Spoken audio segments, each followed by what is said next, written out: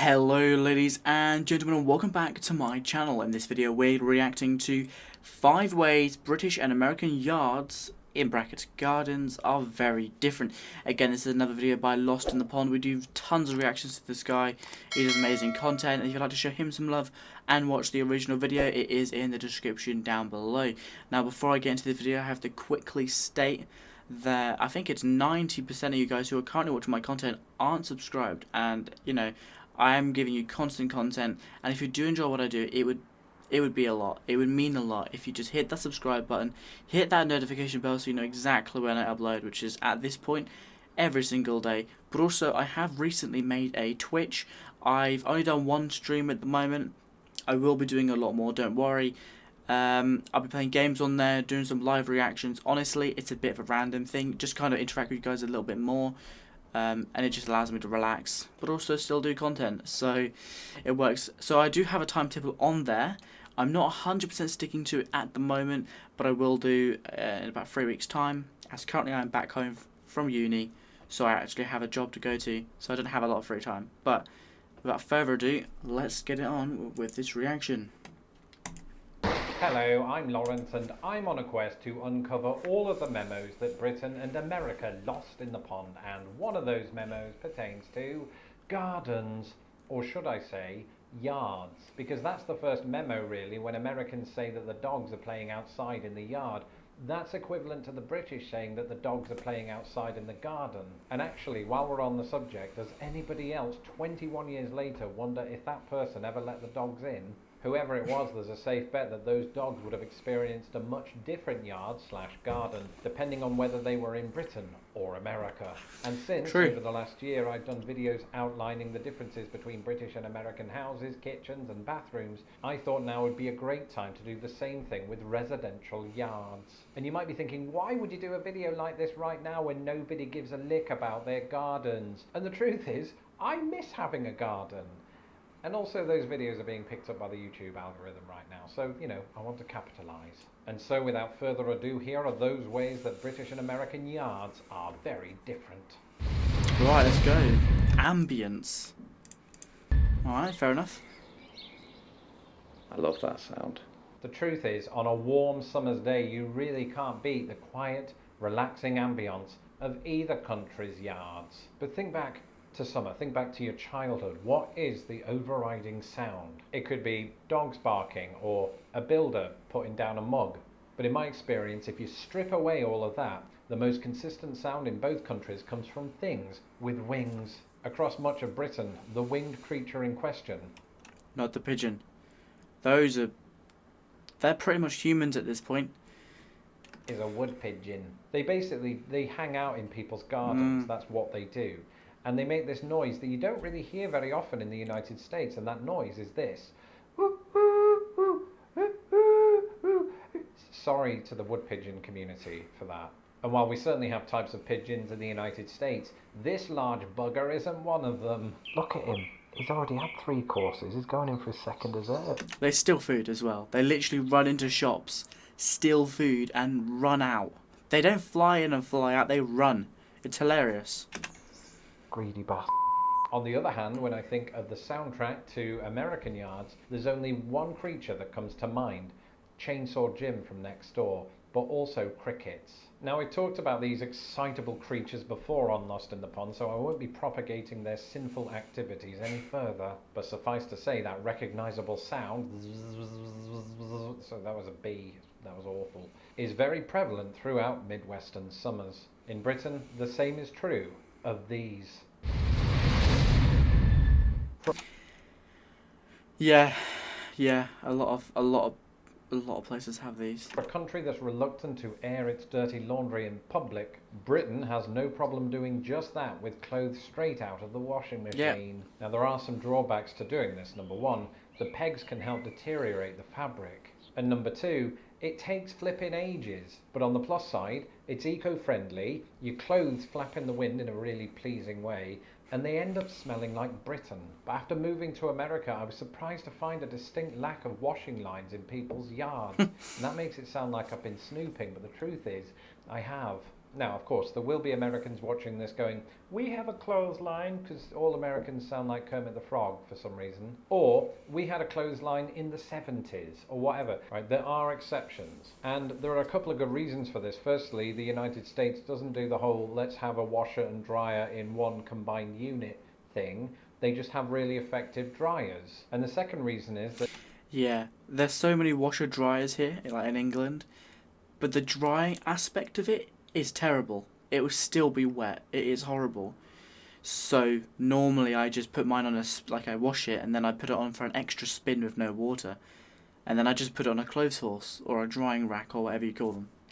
That in parts of the United States, homeowners associations have actually moved to ban it. It still takes like 2 days to dry though, so. Citing them as eyesores that could devalue the property. However, a few years ago, several states did pass right to dry laws, which specifically forbid those associations placing ban on clotheslines. But even with a sharper gaze on the environmental benefits, America still ain't got nothing on Britain. Of course, if my neighbours are so reluctant to see my socks and my underpants and that mysterious Princess Leia bikini, perhaps they should consider the size of this. I didn't see what it was. Ooh, this is awkward.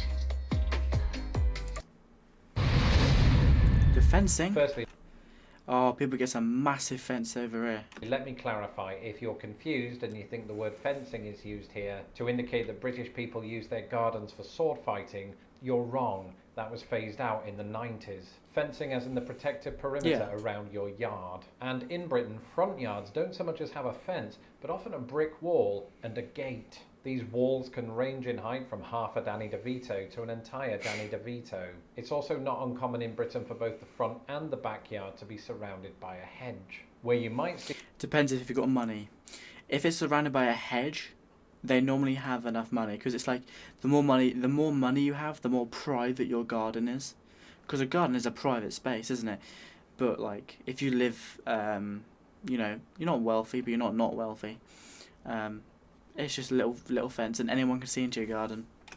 See a fence, usually that of the wooden variety, is in the back garden, and this is often replicated in the United States. But there are a couple of areas within the world of fences that America does things differently. Firstly, I was kind of thrown aback by the vast amount of front yards that don't have anything. Not a fence, not a hedge, not an army of gnomes. And on the one hand I like this because it seems quite inviting, but on the other, it does encourage people to trespass onto Chainsaw Jim's yard. What Chainsaw Jim really needs is a white picket fence, something that's famously common to the United States. But one area where fencing tends to be more prevalent is the American backyard. And while this can indeed include wooden fences, there's one type of fence you'll see here that is not common in Britain.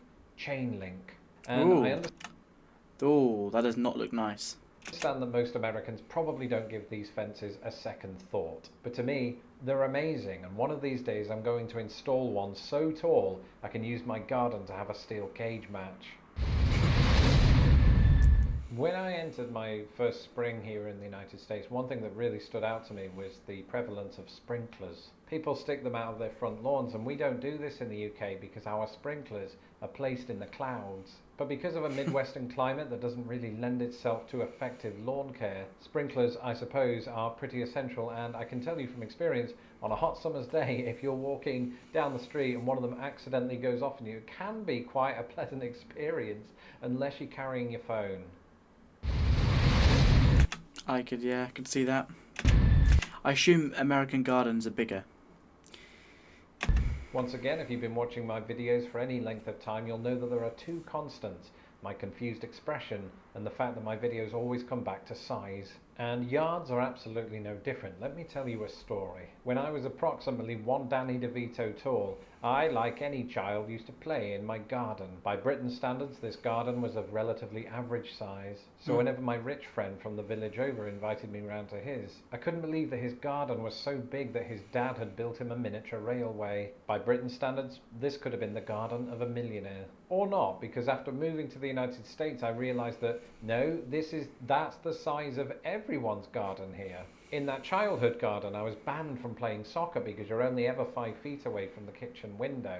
However, at my in-laws' house in Indiana, I don't think I could have hit the window if I'd tried, and I did try. Jesus, that's Now, it's before we insane. finish, a quick rapid fire of miscellaneous items. Hanging flower baskets. Which country does them more? Britain. I was gonna say Brit. We do loads of them. They're everywhere. Gnomes. America. Garden gnomes.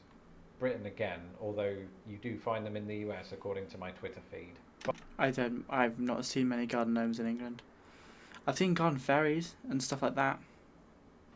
Barbecue pits, American. Barbecue pits, definitely America. Yeah. In fact, I don't remember seeing one of those at all in Britain. We do have barbecues, but we don't have the pit often. I don't think anyway. I never had one. Why didn't I have one? Mom? Dad? Bugs. I'm not sure that either country has more bugs than the other. They just have different types. Midwestern gardens will get way more mosquitoes, fireflies, things like that. Britain, you'll see more slugs and snails. Slugs, snails, spiders. Not mouses. Vowels? What's the tiny little creatures? Not mouses. Not rats.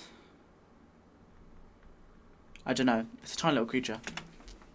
Who has more flowers in their garden? Again, this might come down to the type rather than the quantity. But having said that, I think British gardens can be perceived to be more flowery because their gardens are smaller, so they have to pack more in.